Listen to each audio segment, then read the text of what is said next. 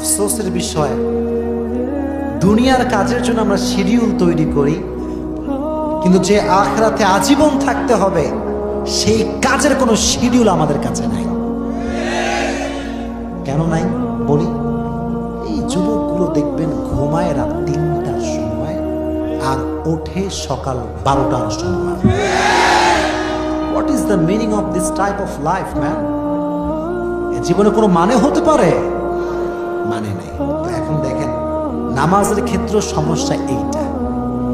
নামাজ যে আমাদের লাইফের একটা গুরুত্বপূর্ণ চ্যাপ্টার, গুরুত্বপূর্ণ একটা অংশ, এটা অনেকে বুঝেও বুঝতে চায় না।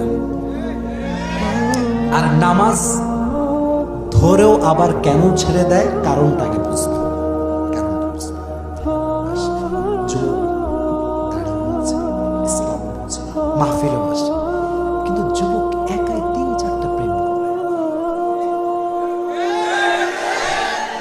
আচ্ছা বলেন, আমি বলি, যেই যুবকটা রাত 3টা-4টা পর্যন্ত প্রেম করে, তার কি ফজরের নামাজ পড়ার কোনো সম্ভাবনা আছে?